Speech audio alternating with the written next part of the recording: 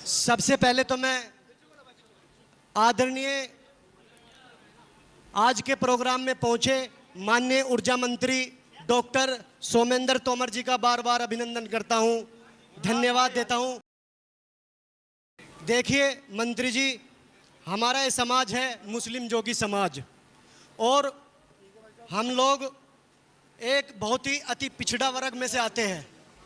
हमारे पास जो हमारा समाज है वो बहुत ही गंभीर विषय में है, और मैं आपको और इस मंच के माध्यम से मैं बता दूं कि जो हमारा समाज है वो अधिकतर आज भी 20% भिक्षावृत्ति करके अपना जीवन यापन करता है। वो गेरुए वस्त्र में भिक्षावृत्ति करता है, और कभी कभी ऐसा होता है कि उसका शोषण होता है। अब हम अपने समाज को जागरूक कर रहे हैं, और देखो 80% लोगों ने काम छोड़ दिया है, लेकिन 20% जो गरीब है वो आज भी कर रहे हैं।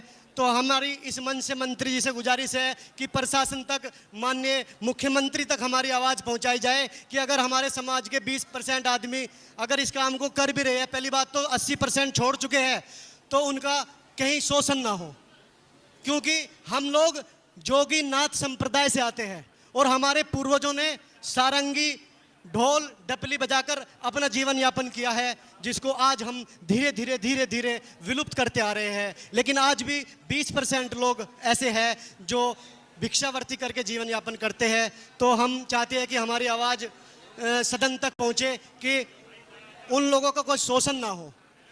हम धीरे धीरे इस काम को बिल्कुल क्लोज कर रहे हैं। पहली मांग तो ये है। दूसरी मांग ये है कि हमारे समाज को राजनीति में हिस्सेदारी मिले। हमारा जो समाज है वो पूरे उत्तर प्रदेश में करोड़ों की तादाद में है। हम चाहते हैं कि हमारे समाज को हिस्सेदारी मिले राजनीति में, और जो प्रधानमंत्री आवास योजना है उसमें हमारे जो समाज के लोग हैं जो पात्र होने के बावजूद भी वंचित है, आज भी उनके कच्चे मकान है, या फिर 4-4, 5-5 आदमी एक ही घर में रह रहे हैं, तो मैं माननीय मंत्री जी से गुजारिश करूंगा कि ऐसे मामलों में संज्ञान लेकर उन्हें पीएम आवास योजना का लाभ दिलाने की कोशिश करें। और उसके बाद जो हमारे समाज में गरीब कन्याएं हैं जो विवाह के लिए बैठी है और बहुत ज़्यादा गरीब है, तो उनको मुख्यमंत्री सामूहिक विवाह से जोड़कर उनका विवाह आदि कराने का कार्य करे, क्योंकि अक्सर ऐसा होता है कि उनको किसी डॉक्यूमेंट्स की वजह से लाभ नहीं मिल पाता। और हमारा समाज, मैंने अभी आपको बताया कि बहुत गरीब है, उन कुछ लोगों के लगभग, देखो कोई भी सरकार की योजना आती है वो गरीब के लिए आती है, और हमारा समाज अति पिछड़ा समाज है, आज तरक्की कर रहा है, धीरे धीरे तरक्की कर रहा है। तो उनको जो है सरकार का अधिक से अधिक लाभ दिलाने की कोशिश करे। बोलो भारत माता के, भारत माता के जय। देखिए, मैं सबसे पहले अपने पूरे देश से जो जोगी समाज के लोग यहाँ पर उपस्थित हैं, मैं मेरठ की इस क्रांतिकारी भूमि पर सभी अपने बाहर के आए हुए अतिथियों का स्वागत करता हूँ। हमारे भाई जाकिर जी जो राष्ट्रीय अध्यक्ष हैं जोगी समाज के, देखिए मैं सभी जो यहाँ पर उपस्थित है, मैं आपकी हिम्मत और जज्बे को प्रणाम करता हूँ कि आप इतनी गर्मी और उमस में, और ये पीड़ा है आपकी जो दिखाती है कि समाज को जो अधिकार मिलना चाहिए वो अभी नहीं मिला है। इसीलिए आप लोग यहाँ पर इतनी गर्मी, इतनी उमस में यहाँ पर उपस्थित हैं, और लगभग 11 बजे से आप यहाँ पर आए हुए हैं। अभी भैया बता रहे थे कुछ विषयों को, देखिए मैं वो सारे विषयों पे आऊँगा, लेकिन मुझे लगता है कि आज तक यदि मैं पिछड़ों की बात करूँ, अति पिछड़ों की बात करूँ, देखिए मैं खुद भी, हम भी पिछड़े समाज से ही आते हैं, लेकिन कुछ लोगों ने सभी जातियों को, पिछड़ी हो चाहे अगड़ी हो, कुछ लोगों ने अपने तक सीमित कर लिया, और कभी किसी चीज़ का भय दिखाकर, कभी कुछ दिखाकर वो हमेशा एक वोट बैंक के रूप में आपका इस्तेमाल करते रहे। और देखिए मैं ईमानदारी से कह रहा हूँ, मैं किसी वोट की वजह से आपके बीच में नहीं हूँ। सोमेंद्र तोमर, अभी संचालक महोदय ने कहा कि हमें राजनीतिक हिस्सेदारी मिलनी चाहिए। देखिए राजनीतिक हिस्सेदारी तो जब ही मिलेगी जब हमारे अंदर जागरूकता होगी। मैंने 2017 में भी लगभग 10 मुस्लिम कैंडिडेट अपनी विधानसभा से लड़ाए थे, 22 में भी लड़ाए हमने। अब देखिए आप कितना सहयोग करते हो ये तो आप अच्छी तरह से जानते हो, लेकिन मैं एक बात और जरूर कहना चाहता हूं, चाहे शिक्षा की बात हो, चाहे बच्चों की शादी की बात हो, चाहे घर की बात हो, देखिए आपकी आपस की राजनीति हो सकती है, लेकिन देश के यशस्वी प्रधानमंत्री मोदी जी हो, चाहे हमारी प्रदेश की सरकार के मुखिया योगी जी हो, किसी भी योजना में कोई भेदभाव नहीं है। आपको आयुष्मान कार्ड मिला होगा तो कोई जाति धर्म देख के नहीं मिला होगा।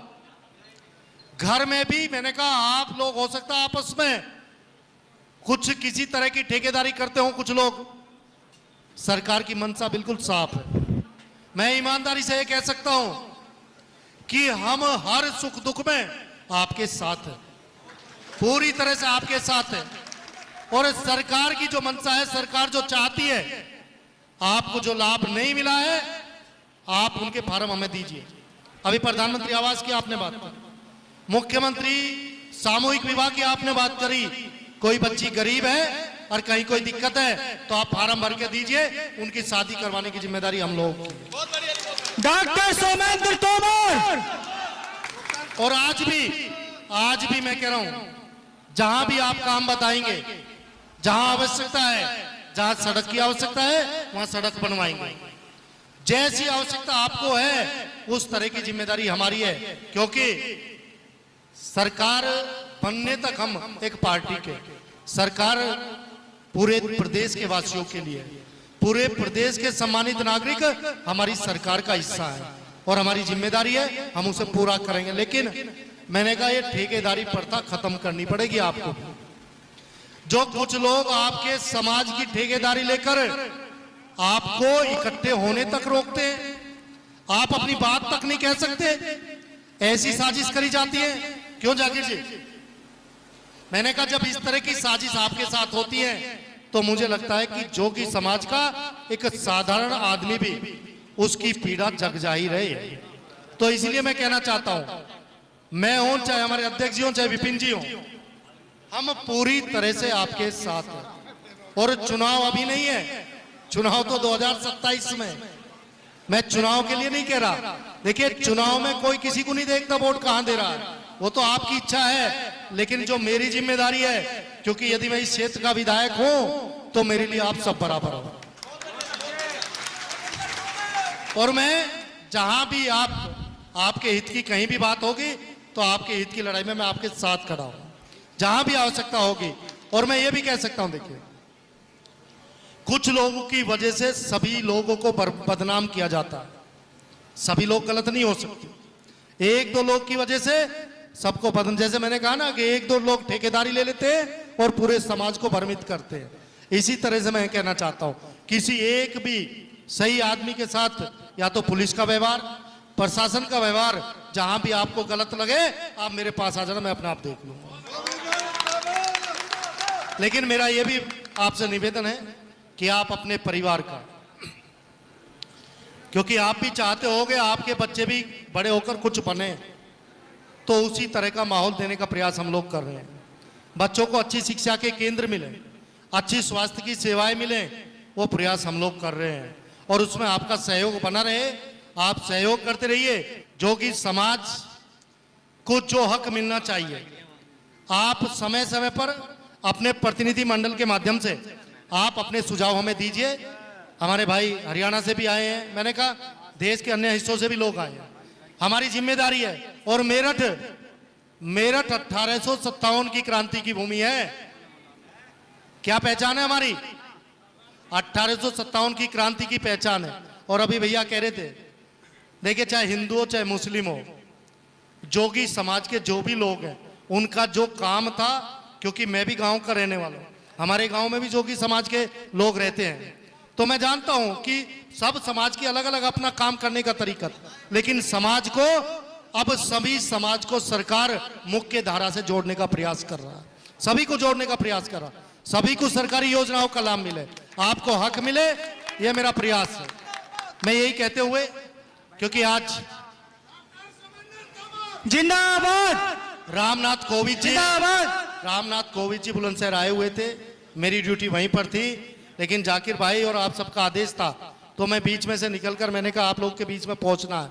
और मैं ईमानदारी से एक बात और कहते हुए कि देश के सबसे बड़े जो पद कहा जाता है संवैधानिक पद, एपीजे अब्दुल कलाम को राष्ट्रपति किसने बनाया? वो भी बीजेपी की गवर्नमेंट में ही बने। इसलिए मैं कहना चाहता हूं कि जो लोग आपको बरगलाते और भ्रमित करते हैं उनसे ये जरूर पूछो कि जब तुम्हें अवसर दिया तो तुमने समाज के लिए क्या किया, ये जरूर पूछने का विषय है। बाकी जो हमारी जिम्मेदारी है सरकार में होते हुए और आपका इस क्षेत्र का विधायक होने के नाते जो मेरी जिम्मेदारी है, आप जैसे सुझाव देंगे हम उस पर काम करेंगे। धन्यवाद। बहुत ही अच्छा। डॉक्टर सोमेंद्र तोमर। तालियां तालियां। दोस्तों मैं एक बार फिर चाहता हूं इनका जोरदार तालियों से इस तक स्वागत किया जाए। मैं सोमेंद्र तोमर जी का राज्य मंत्री का तहे दिल से जोगी समाज तहे दिल से शुक्रिया अदा करते हैं, तहे दिल से शुक्रिया अदा। गर्मी में अपने हमें वो दी हैं। हम संपूर्ण जोगी समाज तहे दिल से इनका अभिनंदन करते हैं कि इन्होंने हमें मेरठ की सरजमी पर आने के बाद यहाँ पर समय दिया, क्योंकि ये प्रोग्राम मेरठ में आयोजित था। तो मेरठ के विधायक या मंत्री होने के नाते इन्होंने हमारी बात मानी और हमने आज मंत्री जी के माध्यम से एक बात रखी। देखो आज हमारा समाज तरक्की पर है, हमारे समाज में आज एडवोकेट भी है, हमारे समाज में पुलिस भी है, हमारे समाज में टीचर भी है, हमारे समाज में खिलाड़ी भी है, हमारे समाज में बहुत कुछ है। आज हमने बहुत तरक्की की है, लेकिन फिर भी आज हमारे समाज में 20% लोग ऐसे हैं जो आज भी अपना भिक्षावृत्ति करके जीवन यापन करते हैं। तो ऐसा नहीं है कि वे हमसे अलग है, वे हमारे भाई है। आज हमने उनके बारे में ही बात रखी है कि जो 20% इस काम को कर रहे हैं उन्हें परेशान न किया जाए। धीरे धीरे धीरे धीरे ये समाज तरक्की की ओर है, उन्नति की ओर है, लेकिन जो वे 20% है जब उनका शोषण होता है तब हमारा दिल दुखता है। इसलिए आज हमने मंत्री जी के माध्यम से सबसे पहले यही आवाज़ माननीय मुख्यमंत्री तक पहुंचाई कि अगर कोई हमारा समाज का आदमी इस तरीके से पाए तो उसका शोषण ना हो, उसके साथ कोई मारपीट ना हो। अरे धीरे धीरे हमारा समाज इस काम को छोड़ रहा है। 80% ने छोड़ दिया, इंशाल्लाह एक दिन वो भी आएगा कि 100% भी छोड़ देंगे। लेकिन तब तक ये 20% को कोई रोजगार मुहैया नहीं होता, तब तक उनका कोई शोषण ना हो, उनके साथ कोई गलत व्यवहार